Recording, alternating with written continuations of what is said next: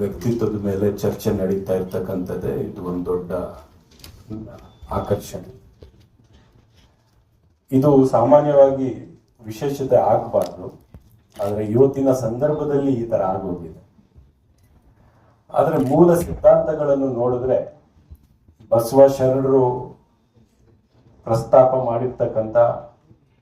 ಪ್ರತಿಪಾದನೆ ಮಾಡಿರ್ತಕ್ಕಂಥ ಸಿದ್ಧಾಂತ ಮತ್ತು ಪ್ರವಾದಿ ಮೊಹಮ್ಮದ್ ಸಲ್ಲಲ್ಲಾಹು ಅಲೈಹಿ ವಸಲ್ಲಂ ರವರು ಅವ್ರು ಪ್ರತಿಪಾದನೆ ಮಾಡಿರ್ತಕ್ಕಂಥ ಸಿದ್ಧಾಂತ ನೋಡಿದ್ರೆ ಅದರಲ್ಲಿ ಯಾವುದೇ ಬಹಳ ದೊಡ್ಡ ವ್ಯತ್ಯಾಸ ಕಾಣುವುದಿಲ್ಲ. ಇನ್ ದಿ ಡಾರ್ಕ್ ಏಜಸ್ 1500 ವರ್ಷದ ಹಿಂದೆ ಪ್ರವಾದಿರವರು ಆ ಅರೇಬಿಯಾದ ಆ ಸಮಾಜದಲ್ಲಿ ಹುಟ್ಟಿ ಅಲ್ಲಿ ಇರ್ತಕ್ಕಂಥ ಏನು ಹೇಳ್ತೀವಿ, ಅಲ್ಲಿ ಇರ್ತಕ್ಕಂಥ ಉರ್ದುವಲ್ಲಿ ಜಹಾಲತ್ ಅಂತ ಹೇಳ್ತೀವಿ, ಇಂಗ್ಲಿಷಲ್ಲಿ ಆ ಅಜ್ಞಾನದ ಕಾಲದಲ್ಲಿ ಅಂತಾನೆ ಹೇಳ್ಬೋದು. ಅವರು ಒಂದು ರೆವಲ್ಯೂಷನರಿ ಆಗಿ ಅವರು ಮುಂದೆ ಬರ್ತಾರೆ. ಬಹುಶಃ ಅಂತ ದೊಡ್ಡ ವ್ಯಕ್ತಿತ್ವ ಬಗ್ಗೆ ಮಾತನಾಡೋಕ್ಕೆ ನನಗೆ ಅಷ್ಟು ಅರ್ಹತೆ ಇಲ್ಲ.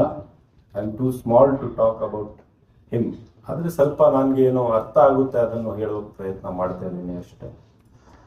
So he was not only a religious figure. ಒಂದು ಧರ್ಮವನ್ನು ತಗೊಂಡು ಬಂದು ಯಾವ ರೀತಿ ಪ್ರಾರ್ಥನೆ ಮಾಡಬೇಕು ಅದು ಒಂದು ಹೇಳ್ಬಿಟ್ಟಿದ್ರೆ ಅದರಲ್ಲಿ ಯಾವುದೇ ರೀತಿಯ ಡಿಸ್ಪ್ಯೂಟ್ ಯಾರಿಗೂ ಆಗ್ತಿರ್ಲಿಲ್ಲ.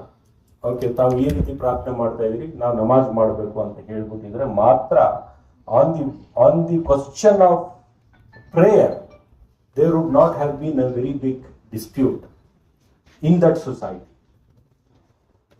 On the contrary, what he tried to do is, it is not only about the religion which he wanted to impose on people. He wanted to bring justice into that society, human values into that society, which they had forgotten. He wanted to abolish slavery. Slavery-na ತೆಗಿಬೇಕಂತ ಹೇಳಿದರು. ತಲಾಂತರದ ಇದರಿಂದ ಬಂದಿದೆ. ಅವನ ಮಗನಿಗೆ ಗುಲಾಮನಾಗಿದ್ದ, ಇವನು ಜೀತದ ಪದ್ಧತಿ, ಗುಲಾಮಿನ ಪದ್ಧತಿ ಅದು ನಡ್ಸ್ಕೊಂಡು ಬರ್ತಾ ಇತ್ತು. ಅದನ್ನು ಹೋಗ್ಬೇಕು ಅಂತ ಹೇಳಿ ಮಹಿಳೆಯರಿಗೆ ಯಾವುದೇ ರೀತಿಯ ಹಕ್ಕುಗಳು, ಯಾವುದೇ ರೀತಿಯ ರೈಟ್ಸ್ ಇರಲಿಲ್ಲ. ಆ ಕಾಲದಲ್ಲಿ ಮಹಿಳೆಯರಿಗೆ ಹಕ್ಕು ಕೊಡಬೇಕು ಅಂತ ಪ್ರವಾದಿ ಸಲ್ಲಲ್ಲಾಹು ಅಲೈಹಿ ವಸಲ್ಲಂ ಹೇಳ್ತಾರೆ. ಅಲ್ಲಿ ಸಮಸ್ಯೆ ಬಂದಿದ್ದು. ಈ ಗುಲಾಮ್ಗಿರಿ ಇರಬಾರ್ದಂತ ಹೇಳ್ತಾರೆ, ಅಲ್ಲಿ ಸಮಸ್ಯೆ ಬಂದಿದ್ದು.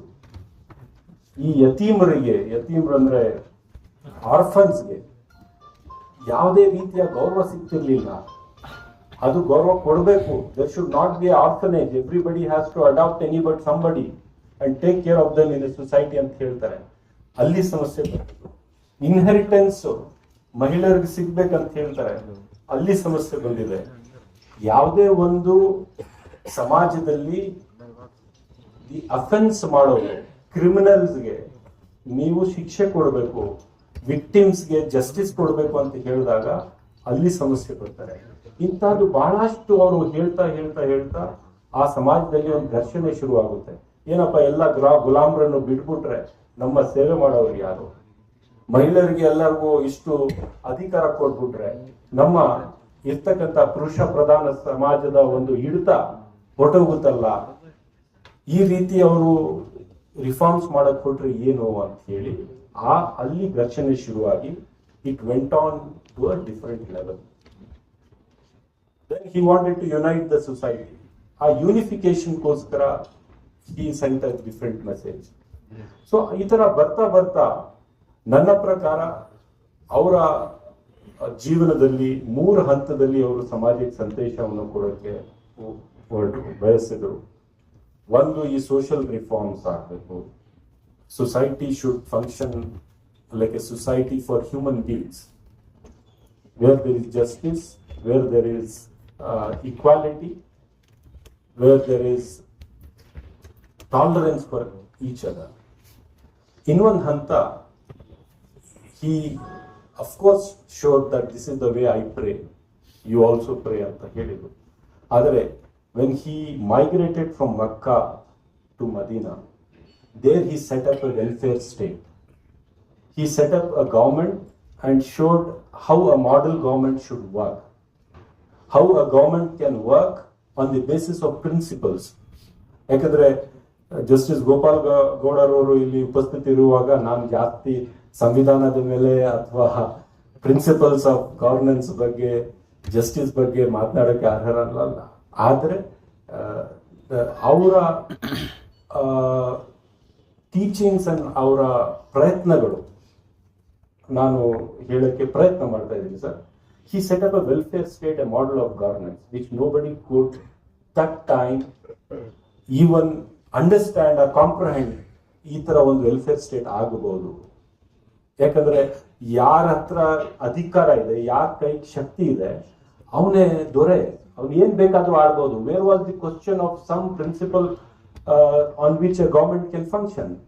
So ಇವತ್ತಿನ ಭಾರತ ದೇಶದ ಸಂವಿಧಾನವನ್ನು ತಾವು ಓದಿದ್ರೆ, ಅಂದಿನ ಕಾಲದಲ್ಲಿ ಮದೀನಾ ಅಲ್ಲಿ ಪ್ರವಾದಿ ಮೊಹಮ್ಮದ್ ಸಲ್ಲಲ್ಲಾಹು ಅಲೈಹಿ ವಸಲ್ಲಂ ಯಾವ ಸರ್ಕಾರವನ್ನು ಸೆಟಪ್ ಮಾಡಿ ಆ ಸರ್ಕಾರ ಯಾವ ಸಿದ್ಧಾಂತದ ಮೇಲೆ ನಡೀತಾ ಇತ್ತು ಅಂತ ತಾವು ಕಂಪೇರ್ ಮಾಡಿದ್ರೆ, this is what the Indian constitution is today.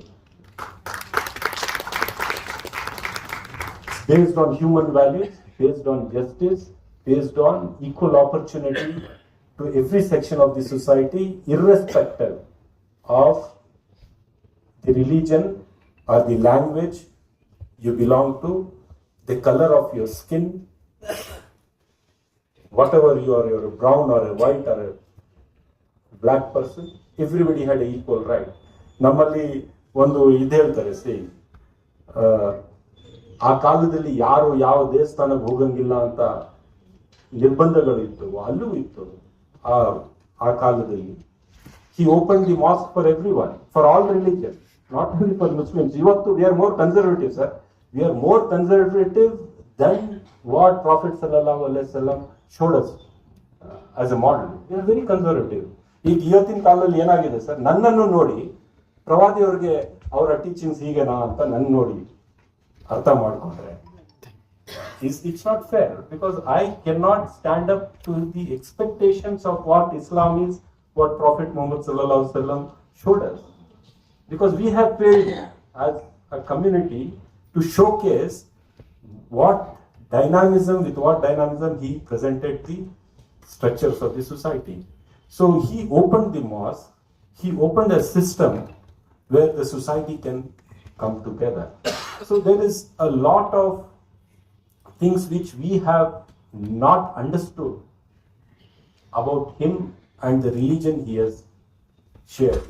We pray 5 times, but we don't understand with what intention he set up his government, how his government took care of the society, how that government functioned with certain set of principles, directed principles, how every section of the society was taken care through that, what was the actual welfare state about, and all these, there are a lot of issues which needs to be deliberated on and reflected, whether today's Muslim community that we all are we following in that footsteps, in that direction. So there is a lot of learning to be done, and I'm sure there will be open stages where people will definitely be allowed to come, talk, deliberate. It is not what only the religious leaders show what it is. It is much, much more beyond that. And I am very happy that ಇವತ್ತು ಪ್ರವಾದಿಯವರ ಬಗ್ಗೆ ಚರ್ಚೆ ಮಾಡೋದಕ್ಕೆ, ಅವರ ಜೀವನವನ್ನು ಅರ್ಥ ಮಾಡಿಕೊಂಡು, ಅವರ ಸಂದೇಶವನ್ನು ಅರ್ಥ ಮಾಡಿಕೊಂಡು ಇವತ್ತು ನಾವು ಇಡೀ ಸಮಾಜಕ್ಕೆ ಇಲ್ಲಿಂದ, ಯಾಕಂದ್ರೆ ಇಡೀ ಪ್ರಪಂಚದಲ್ಲೇ ನಮ್ಮ ಸಮುದಾಯನೇ ಸಮಸ್ಯೆ ಅಂತ ಬಿಂಬಿಸುವಾಗ, ಪ್ರತಿನಿತ್ಯ ನಾವು 1 ಅವರ್ ಇಲ್ಲಿ ಕೂತಿದ್ರೆ 1 ಅವರ್ ಸೋಷಿಯಲ್ ಮೀಡಿಯಾದಲ್ಲಿ ನಮ್ಮನ್ನು ನಿಂದಿಸೋರು, ನಮ್ಮನ್ನು ಒಂದು ರೀತಿಯ ಹೀನಾಯವಾಗಿ, ಇವರು ಮನುಷ್ಯರೇ ಅಲ್ಲ, ಇವರು ಫಾಲೋ ಮಾಡೋದು ಯಾವುದೋ ಧರ್ಮ ಆಗಲಿ ಸಿದ್ಧಾಂತ ಆಗಲಿ ಮನುಷ್ಯತ್ವದ ವಿರುದ್ಧ ಅಂತ ಹೇಳುವಾಗ, ಈಗ ನಾನು ನಿಂತ್ಕೊಂಡು ಮಹಿಳೆಯರಿಗೆ ಅಧಿಕಾರ ಸಿಕ್ಕಿದ್ದು, ಅಂತ ನಾನು ಹೇಳಿದರೆ, ಗುಲಾಮ್ ಗಿರಿಯನ್ನು ತೆಗೆದುಹಾಕುವ ಇದು ಆ ಕಾಲದಲ್ಲಿ ಮಾಡಿದ್ದಾರೆ ಅಂತ ಹೇಳಿದರೆ ಒಂದೊಂದಾಗಿ ನಾನು ಹೇಳ್ಕೊಂಡು ಹೋದ್ರೆ. So orphans got the right. Wear was the right for orphans? Wear was the right for women? Wear was the right for any slave which used to be under any other person? So how money lenders were exploiting the society. ಈ ತರ ನಾನು ಹೇಳ್ಕೊಂಡು ಬಂದ್ರೆ ತಮಗೂ ಗೊತ್ತಿರ್ತಕ್ಕಂಥ 2 hours. But ನಮಗೆ projection ಮಾಡ್ತಕ್ಕಂಥವ್ರು ರಾಜಕೀಯದ ದುರುದ್ದೇಶ ಇಟ್ಕೊಂಡೇ ಪ್ರೊಜೆಕ್ಷನ್ ಮಾಡಲಿ, ಬಟ್ ಬರ್ತಾ ಬರ್ತಾ ಬರ್ತಾ ನಾವೇ ಈ ಸಮಾಜದಲ್ಲಿ ವಿಲನ್ ತರ ಒಂದು ವಾತಾವರಣ ಕ್ರಿಯೇಟ್ ಆಗಿರ್ತಕ್ಕಂಥದ್ದು. ಅದನ್ನು, ಆ ಪರ್ಸೆಪ್ಷನ್ ಅನ್ನು ಹೇಗೆ ಸರಿ ಮಾಡಬೇಕು ಅಂತ ಆ ನಿಟ್ಟಿನಲ್ಲಿ ನಾವು ಕೂಡ ಫೇಲ್ ಆಗಿರ್ತಕ್ಕಂಥದ್ದು ಕೂಡ ನಾವು ಒಪ್ಕೋಬೇಕು. ಪ್ರಹಾರ ಮಾಡೋರು ಮಾಡ್ತಾ ಇರ್ತಾರೆ ನಮ್ಮ ಮೇಲೆ, ಆದರೆ ನಾವು ಯಾವ ರೀತಿ ಅದ್ರ ಮೇಲೆ ನಡ್ಕೊಂಡು ನಮ್ಮ ಜೀವನವನ್ನೇ ನಾವು ಒಂದು ಆ ಕ್ಯಾರೆಕ್ಟರಿಸ್ಟಿಕ್ಸ್ ಡಿಸ್ಪ್ಲೇ ಮಾಡದೆ ನಾವು ಅವರ ಪರ್ಸೆಪ್ಷನ್ ಅನ್ನು ನಮ್ಮ ಜೀವನದಿಂದ ಜನರಿಗೆ ಹೌದು ಇದು ಸರಿ ಇದೆಯೋ ಇಲ್ವೋ ಅಂತ ಯೋಚನೆ ಮಾಡ್ತಕ್ಕಂಥ ಮಟ್ಟಕ್ಕೆ ತಲುಪಿರೋದೇ ನಮ್ಮ ಫೇಲಿಯರು. ಇದರಿಂದ ಹೊರಗೆ ಬರಬೇಕು ಅಂತ ಹೇಳಿ ಇವತ್ತು ಇಂಥ ಗಣ್ಯರ ಮುಂದೆ ನನ್ನಂಥವನಿಗೆ ಒಂದು ಮಾತನಾಡುವ ಅವಕಾಶ ಮಾಡಿಕೊಟ್ಟಿರುವಂತಹ ಜಮಾತೆ ಇಸ್ಲಾಮಿ ಹಿಂದ್ ಮತ್ತು ಅವರ ಅಧ್ಯಕ್ಷರಾದಂಥ ಡಾಕ್ಟರ್ ಮೊಹಮ್ಮದ್ ಸಾದರ್ ಅವರಿಗೆ ಧನ್ಯವಾದಗಳನ್ನು ಹೇಳಿ ನಾನು ಮಾತು ಮುಗಿಸ್ತೇನೆ. ಥ್ಯಾಂಕ್ ಯು, ಧನ್ಯವಾದಗಳು.